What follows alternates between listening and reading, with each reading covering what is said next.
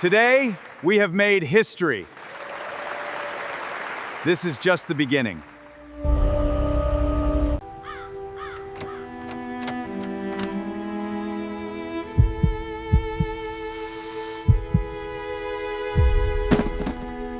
The day my husband threw me out, after selling our company for $100 million, he forgot one document I'd kept for 26 years.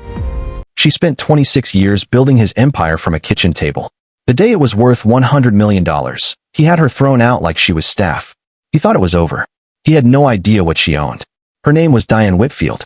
For a quarter century, she was the woman standing just outside every photograph, the one who mixed the formula, balanced the books, and answered the phone at midnight when a factory line went down.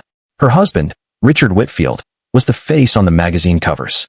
She was the reason there was a company to put on the cover at all. And on the day the locks on her own front door were changed, she stood on the porch with a single suitcase, and she smiled. Because Richard had forgotten one detail from 26 years earlier, a detail buried so deep in old paperwork that even his lawyers never thought to check it. That detail was about to cost him everything. Before we go any further, before we get into who Diane Whitfield really was and what she was quietly holding on to this entire time, let us know in the comments where you're watching from. We would love to hear from you, and don't forget to hit that subscribe button so you never miss any of our upcoming videos. This is a story about patience. It is a story about a woman who was underestimated for 26 years by the one person who should have known better than anyone what she was capable of. It is also a story about a single sheet of paper filed away in 1997 that outlived a marriage, outlived a fortune, and ultimately decided who would walk away with everything. Richard Whitfield built his identity on being the man who started with nothing and built an empire. What the world never knew, and what Richard himself seemed to forget somewhere along the way, was that the empire was never entirely his to begin with. In 1996, Diane Foster was 29 years old, working night shifts as a laboratory technician at a small materials testing company outside Dayton, Ohio. She had a degree in chemical engineering that nobody at that lab seemed particularly interested in using.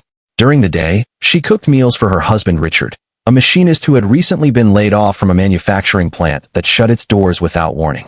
They had $1,100 in a joint savings account and a two-bedroom rental with a leaking roof. Richard had an idea for a fastening bolt that would not corrode under extreme heat, something the aerospace industry desperately needed and nobody had yet solved cheaply.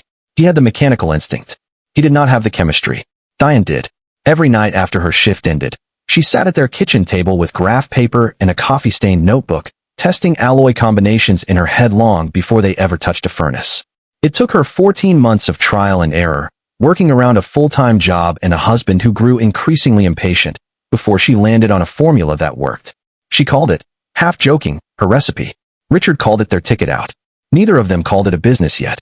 It was just a notebook, a stove burner they were not supposed to use for metal testing, and a stubborn belief that they were onto something real. By early 1997, Diane had refined the alloy enough that a local machine shop agreed to run a small test batch. The results were extraordinary. The bolts held their integrity under heat conditions that made competing products fail within minutes. Richard, always the faster talker of the two, began cold calling manufacturers, describing an innovation that, in truth, existed because his wife had spent over a year of sleepless nights getting the chemistry right. Diane, meanwhile, did something quiet and unglamorous that would matter enormously decades later. On the advice of a distant cousin who worked in patent law, she filed for a provisional patent on the alloy process, in her own name, under her maiden name, Diane R. Foster. It cost them nearly all the money they had left. Richard barely noticed the paperwork. He was too busy planning the company that would carry his name. Whitfield Precision Industries was incorporated in the fall of 1997. Richard was named founder and chief executive. Diane, still working her lab job for the health insurance they could not afford to lose, became what the earliest paperwork simply called a consultant. It was a word that would follow her for the next 2.5 decades, a word that would obscure exactly how much of the company's value came directly from her mind. The early years were brutal. They took out a second mortgage. They missed 2 car payments in a single winter. Diane kept working nights at the lab while spending her days refining production processes for a company that, on paper, barely acknowledged her. By 2003, Whitfield Precision had landed its first major aerospace contract, supplying corrosion-resistant fasteners to a mid-sized defense subcontractor. Richard, by then, had become a natural in front of clients, all confidence and handshake charm, the kind of man investors trusted instantly. Diane rarely appeared in meetings. She was in the lab, in the plant, on the phone with suppliers at 11 at night when a shipment of raw material came back contaminated. She raised their 2 children largely on her own during those years, driving them to school with grease still under her fingernails from a factory walked through the night before. Richard was present for the ribbon cuttings. Diane was present for everything else. By 2011, Whitfield Precision employed over 400 people across 2 facilities in Ohio and Texas. Richard had been profiled in a regional business magazine as a self-made industrial pioneer, a headline Diane read silently one morning at the kitchen table where the entire company had once existed only as her handwriting on graph paper. She never corrected the record publicly. She told herself, at the time, that it did not matter who got the credit as long as the company they had built together kept growing, kept providing for their family, kept becoming the thing they had once only dreamed about during those cold Ohio winters. She had no idea how much that quiet decision to stay in the background would eventually work in her favor. By 2016, the company crossed $60 million in annual revenue. Richard began attending industry galas without Diane, telling her the events were tedious and she was better off avoiding them. She believed him, mostly because she genuinely preferred the plant floor to a ballroom. What she did not know yet was that Richard had started attending those galas with someone else, a marketing consultant the company had hired the previous year, named Vanessa Cole. Nobody at Whitfield Precision said a word to Diane. Loyalty, it turned out, had quietly shifted toward the man whose name was on the building. Even among people who owed their careers to a formula Diane had invented at her own kitchen table nearly 2 decades earlier.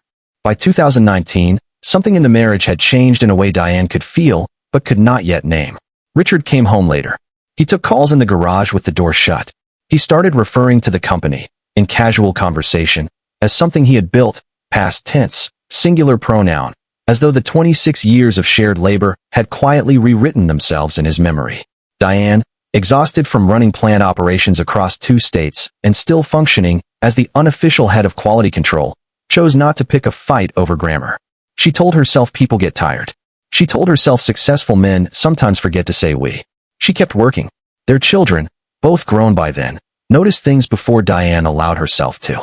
Their daughter, Emily, mentioned during a Sunday phone call that she had seen her father tagged in a photo from a company retreat in Napa, standing close beside Vanessa Cole in a way that made Emily's stomach turn. Diane brushed it off, the way people brush off things they are not ready to hold yet. She told herself the same story she had told herself for 26 years, that if she just kept working, kept fixing what needed fixing, kept being the reliable one, the rest would sort itself out on its own. It was the same instinct that had built an entire company from a kitchen table. It was also, this time, the wrong instinct.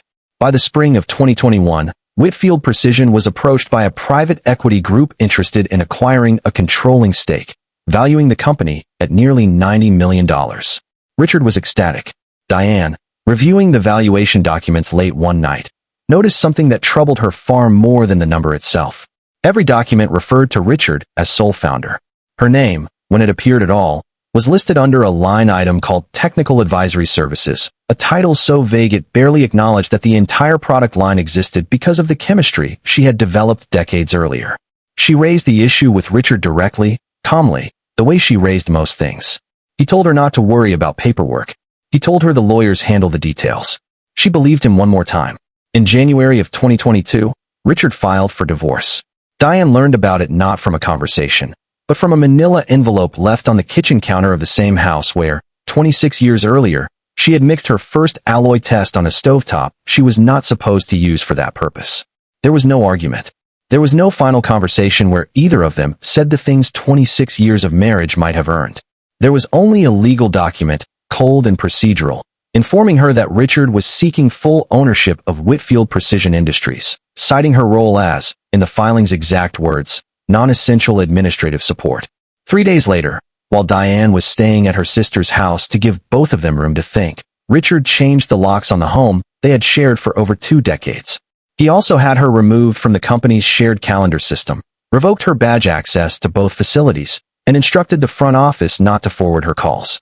When Diane drove back to collect a few of her belongings, a young security guard she did not recognize, hired sometime in the last year without her knowledge, told her politely that she was not permitted past the lobby without prior authorization. She stood on the porch of her own former home with a single suitcase, the same porch where she had once carried in groceries with a newborn on her hip and a business plan in her purse. Richard, meanwhile, was already celebrating. 2 weeks after the locks were changed, the private equity deal closed. Whitfield Precision Industries was formally valued at $102 million. Richard held a small gathering at the company's Texas facility, champagne poured in plastic cups on the same factory floor where Diane had once personally trained the first quality control technician the company ever hired.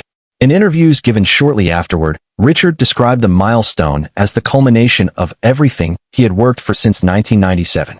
Diane, watching a clip of it later on her phone, said nothing to anyone. She simply opened a drawer in her sister's guest bedroom and pulled out an old, water-stained folder she had kept, quietly, for 26 years. The folder contained copies of the original 1997 patent filing for the corrosion-resistant alloy process, filed under the name Diane R. Foster, her maiden name, months before Whitfield Precision Industries had even been legally formed. It also contained something Richard's lawyers, in their rush to prepare the acquisition documents, had apparently never fully traced back to its source, the original licensing arrangement between Diane, personally, and the fledgling company. In the earliest years, cash-strapped and unable to formally purchase the patent rights outright, Richard had signed a simple, informal licensing agreement, granting Whitfield Precision Industries the right to use Diane's patented process in exchange for a modest royalty and a promise, handwritten at the bottom of the page, to formalize a permanent transfer once the company could afford it. That permanent transfer never happened. In the chaos of growth, new lawyers, new accountants, and new priorities, nobody at Whitfield Precision had ever gone back to formally acquire the underlying patent from Diane. The company had spent 25 years building its entire flagship product line, the very fasteners responsible for the majority of its revenue, on a license that technically belonged to a private individual who was never a formal owner of the business itself.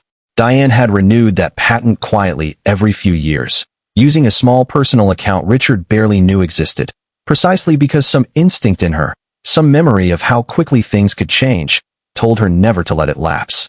Diane brought the folder to a patent attorney named Martin Reyes, a careful, understated man who had spent most of his career working with small inventors rather than large corporations. He spent 2 days reviewing the paperwork before calling her back, his voice noticeably more serious than it had been during their first meeting. He told her that, as far as he could tell, the underlying patent had never been legally transferred to Whitfield Precision Industries. The private equity firm that had just paid $102 million for the company had, in effect, purchased a business whose core product depended entirely on intellectual property that still, legally, belonged to Diane Foster. Martin Reyes explained the situation to Diane in plain terms. Without a formal, permanent transfer agreement, the original 1997 license technically remained in effect, a license that, according to its own handwritten terms, could be revoked by Diane at any time if the agreed royalty payments were not honored in good faith, payments that Richard, distracted by the acquisition, had quietly let lapse over the previous 18 months while restructuring the company's finances ahead of the sale. In other words, Diane was not simply a wronged spouse with a sympathetic story. She was, on paper, the rightful owner of the single most valuable piece of intellectual property inside a company that had just been sold for over $100 million. Richard, for his part, had no idea any of this was happening. He was in Texas, finalizing transition plans with the new private equity partners, discussing 5-year growth projections for a product line he still believed, in every sense, belonged entirely to him. He had built his public identity so completely around the myth of the self-made founder that he had genuinely convinced himself the chemistry, the formula, the entire foundation of the business, was simply something that had always been there, waiting for a man like him to come along and monetize it. He had, in the truest sense, forgotten that his wife of 26 years was not just the woman who raised their children and answered late-night phone calls, but the sole legal inventor of the product responsible for nearly all of the company's revenue. Martin Reyes advised Diane carefully. She could pursue this quietly, through negotiation, or she could pursue it publicly, through litigation that would almost certainly attract press attention given the size of the recent acquisition. Diane, who had spent 26 years being patient, chose a third option. She asked Martin to draft a formal notice, addressed not to Richard, but to the private equity firm that had just spent $102 million acquiring a company whose most valuable asset, they were about to learn, was never actually theirs to buy. The notice arrived at the private equity firm's offices on a Tuesday morning in April of 2022. It was addressed to the firm's general counsel and calmly, methodically laid out the entire history of the 1997 patent filing, the original licensing agreement, and the lapsed royalty payments that had technically voided Whitfield Precision Industries' right to continue using the alloy process at all. Within 72 hours, the firm's legal team had verified every claim. The formula responsible for the company's entire aerospace fastener line, the product line that had justified the majority of the recent $102 million valuation, belonged, in the eyes of the law, to a private individual who had just been removed from her own home 3 months earlier. The private equity firm did not call Richard first. They called Diane. A senior partner named Gregory Ashworth requested an urgent meeting, offering to fly to Ohio personally within the week. Diane, sitting in her sister's kitchen with the same water-stained folder she had once carried nervously into a patent office in 1997, agreed to the meeting on one condition: that Richard not be informed in advance. Ashworth, understanding immediately the leverage Diane held, agreed without hesitation. For the first time in months, Diane felt something other than exhaustion. She felt, quietly and without any need to announce it to anyone, the particular calm of a person who finally understands exactly how much power they have been holding the entire time. The meeting took place in a conference room at a hotel outside Columbus, chosen specifically because it was neither Richard's office nor Diane's former home. Gregory Ashworth arrived with 2 attorneys and a proposal already prepared, a formal, permanent licensing agreement between Diane Foster and the newly acquired company, structured to protect the firm's investment while ensuring Diane received both a lump sum payment and an ongoing royalty on every unit produced using her formula going forward. Diane listened carefully, asked precise questions about production volume and future contracts, and did not sign anything that day. She told them she needed time to think. In truth, she already knew her answer. She simply wanted, for once in 26 years, to be the one making someone else wait. Richard learned about the meeting from Gregory Ashworth himself, 10 days later, during what Richard had assumed would be a routine transition call. Ashworth explained, in careful, neutral corporate language, that the firm had identified a significant issue with the intellectual property underlying the company's primary product line, and that resolving it would require a direct agreement with Diane Foster, whose name, Ashworth reminded him, remained on the original 1997 patent filing. Richard reportedly sat in silence for nearly a full minute before asking Ashworth to repeat himself. What followed, according to people close to the situation, was several frantic weeks in which Richard attempted to have his own legal team challenge the validity of the patent, only to discover that Diane had renewed it faithfully every required period for 25 consecutive years, each renewal properly filed, each fee properly paid, using an account Richard had never once thought to check. His attorneys informed him, bluntly, that there was no viable path to challenging Diane's ownership. The formula that had built his empire, the formula he had spent 2 decades describing in interviews as something he had personally developed, legally belonged to the woman he had, for months earlier, locked out of her own home. The final irony, one that several people close to the family later described in strikingly similar terms, was that Richard had genuinely convinced himself, over the years, that his contribution and Diane's contribution to the company were roughly equal, if not weighted in his own favor. He had built an identity, a public persona, an entire sense of self around being the visionary founder. He had never once, in 26 years, sat down and calculated what the company would actually be worth without the one thing his wife had invented at a kitchen table while he was between jobs. He was about to find out the exact number, and it would cost him nearly everything he believed was permanently his. By late summer of 2022, the private equity firm, unwilling to risk the collapse of a 9-figure acquisition over a dispute they viewed as entirely avoidable, moved to resolve the matter directly and permanently. Diane, represented now by both Martin Reyes and a second attorney specializing in intellectual property litigation, negotiated a final agreement that granted her a lump sum payment of $18 million, along with a permanent royalty structure on every product manufactured using her original formula for the next 20 years. It was, by any measure, one of the largest individual patent settlements the regional legal community had seen in years, and it happened almost entirely outside of public view. Richard's divorce settlement, finalized separately just weeks later, looked dramatically different than the one his own attorneys had confidently projected only months earlier. With the company's true value now understood to depend entirely on an asset Richard did not own, his negotiating position had collapsed almost overnight. Diane, already secured through her separate patent agreement, walked away from the marriage itself with a settlement that reflected 26 years of joint contribution, rather than the diminished, non-essential label Richard's original divorce filing had attempted to assign her. Vanessa Cole, according to people familiar with the aftermath, left the relationship with Richard within a year, reportedly around the same time his public profile began to shrink following a series of quiet leadership changes at the company he had once described, in countless interviews, as something he built entirely on his own. Richard remained associated with Whitfield Precision Industries in a diminished advisory capacity, a title several former colleagues noted with a certain grim irony, not unlike the one he had once assigned to his own wife on the earliest company paperwork 26 years before. Diane Foster, no longer using the Whitfield name, did not disappear quietly into retirement. In the fall of 2023, using a portion of her settlement, she founded a small materials science company of her own, hiring, in one of her first decisions, 3 former Whitfield Precision engineers who had reached out to her directly after learning the full story.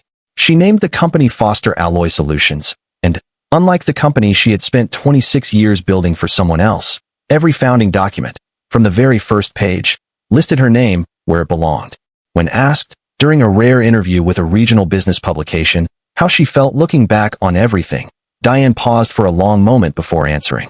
She said that for 26 years, she had believed that staying quiet, staying reliable, and letting someone else take the credit was simply the price of keeping a family and a company intact. She said she no longer believed that. She said the folder she had kept for over 2 decades, tucked away and nearly forgotten even by herself, had taught her the most important lesson of her life, that patience, properly protected, is not weakness. It is leverage waiting for its moment. Richard Whitfield, she added, had built an empire on her formula. What he never understood, until it was far too late, was that he had never actually owned it.